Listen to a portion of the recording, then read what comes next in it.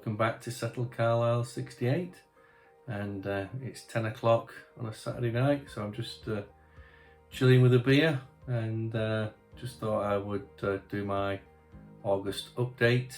That's a good idea after a beer, but here we go anyway. So a few updates on the layout since the last video, which was about a month ago, and we'll move on to the layout, and I can show you what I've been doing. It's been quite busy, and but one thing I haven't been able to do is to get any trains running, because I've been on these other projects, as you'll see when I go through them. Probably the reason why I've not been able to finish them. So hopefully the intro with the Flying Scotsman will suffice for the moment. And I did that video at A's Gill, which is just down from Appleby, where we made a visit up there 2 or 3 weeks ago when the weather was absolutely glorious. So we had a nice trip up there. So yeah, without further ado, we'll move on to the layout, and I'll show you what I've been up to. Okay, so we're over at the Viaduct, as you can see, and what I'd started to do really developed into something quite a bit bigger. I was just going to make sort of a beck running from, say, the open rock, and then coming down and then under the viaduct. So I started carving away at the foam that is underneath, the insulation foam, and it rapidly developed into something quite a bit more, as you can see. So I cut out the basic landform, and then I started to build up all of this with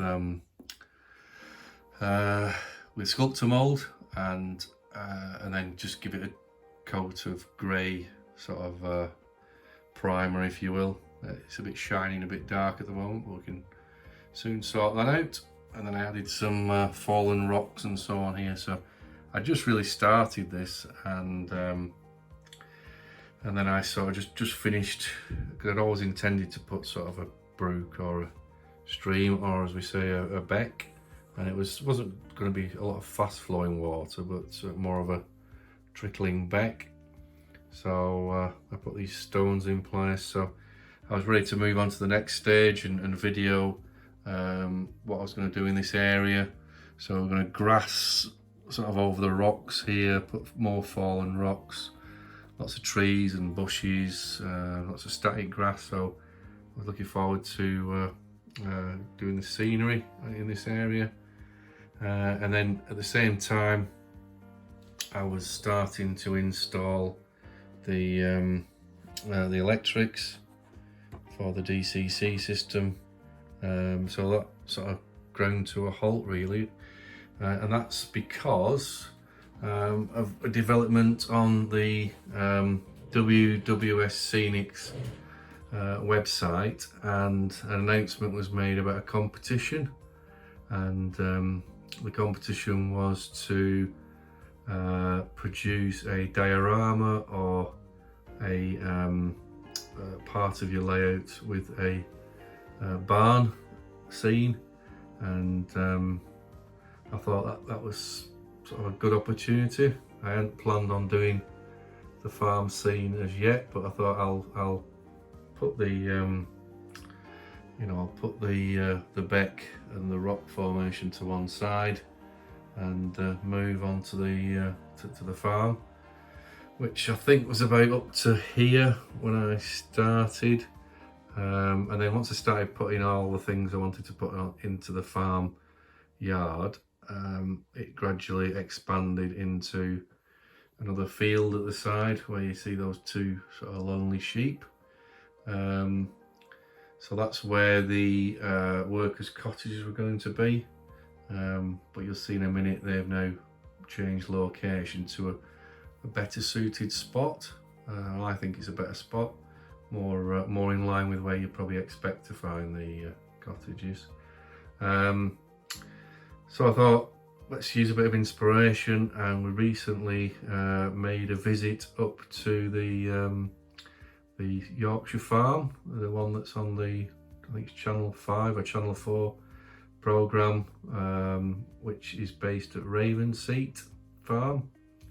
So I thought that the Metcalfe kit, the main building, I think with a bit of kit bashing, would look, or I could get it to look like the farm on the programme. And then I thought I can base also some of the farmyard itself on the farm. So they've got a workshop, I think, to the right, so I thought I'll put a workshop on with a sliding door, and they've got some fields in front. They've got the barn here, and then there's some various other buildings which you can see just behind. So we've got the green, where the green tractor and trailer are, sort of a tractor machinery shed, and then I'm going to have sort of a hay barn, probably an open sided barn. I just popped a couple of trees in to see what it would look like, and I think when you look at it from sort of operator level, it should look really good. It sort of flows into the countryside really well. So by the time I get the fields, so it'll be this one may just be have some grass in it, and then the base of the farmyard I'm going to do with the WWS fine sand, and then just paint that over.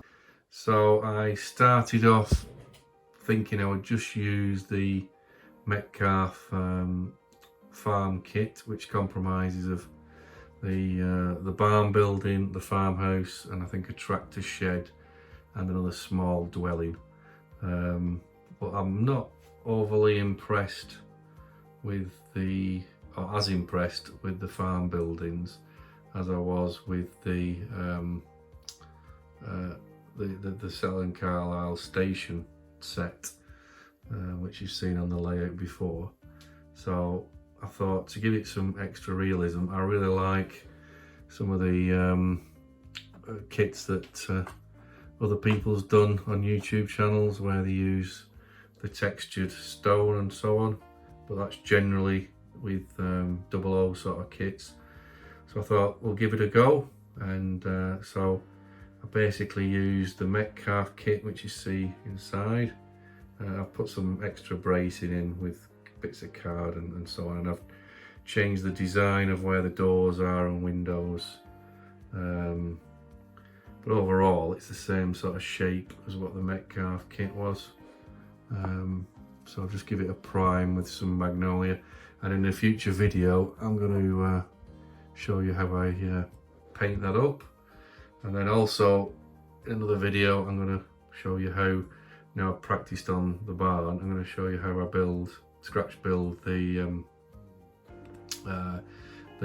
farmhouse and the totally scratch built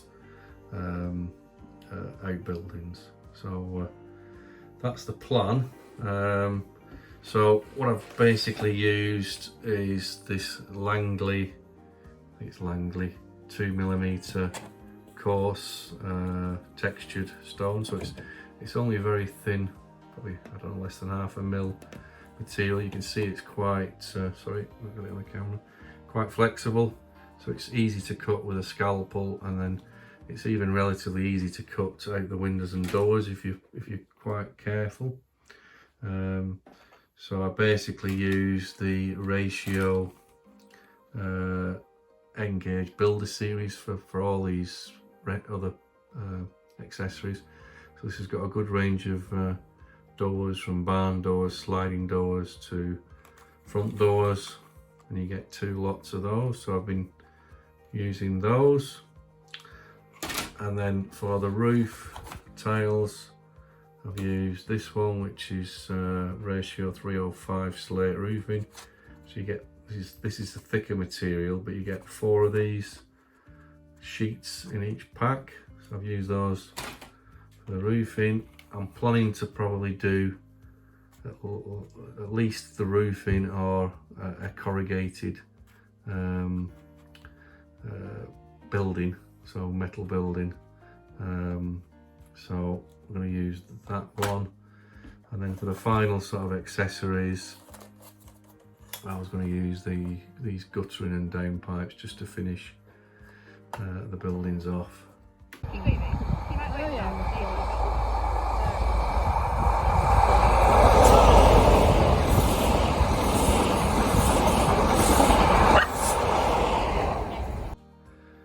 So really that came out of just out of a simple announcement on the WWS Facebook page.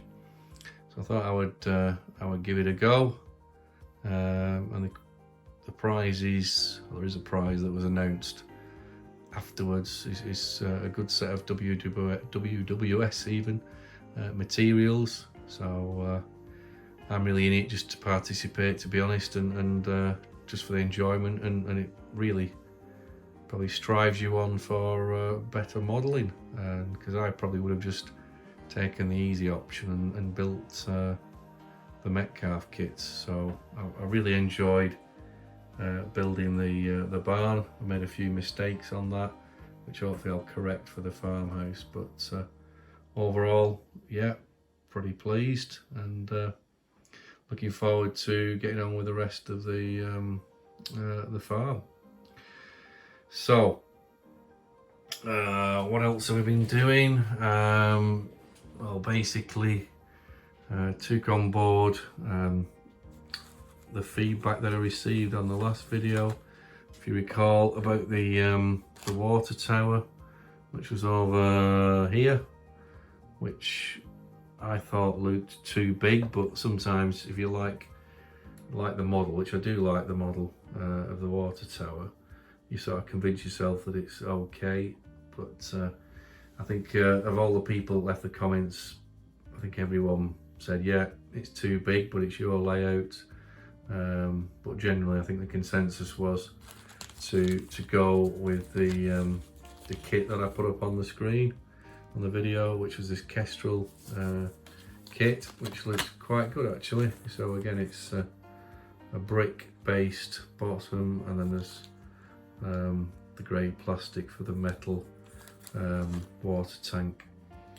So another slight change is, this is where the water tank was before, the water tower, and after visiting, as I said earlier, Appleby, their water tower is opposite the, so we've got the station here, is opposite the station platform. So I'm thinking of having the water tower this side.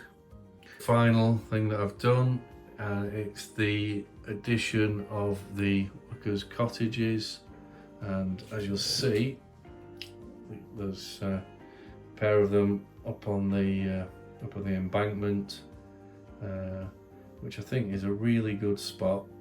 So what have I done up here? There was a bit of a hill here before, so I've cut all that away. You can just about see where this fencing is, where I've cut it all away. I've just put some carding for the moment, that one's gluing down. The houses are a bit of a funny angle. I can't put them parallel with the track or parallel with the road because it's too small an area, but I think it looks okay there. So I'm just going to put the wall back, probably just have a gate or whatever. So that's pretty much it. Hopefully you've enjoyed the video. If you have, please give it a thumbs up. If you're not a subscriber and you like what you see and want to see all these future videos I'm going to make, then please subscribe. It'd be great if you have you along. And for all my new subscribers and all the subscribers who's been with me since the start, thanks very much. I think there's lots of good stuff to come, lots of Scenics. Gonna get the trains running through this new countryside that we're doing.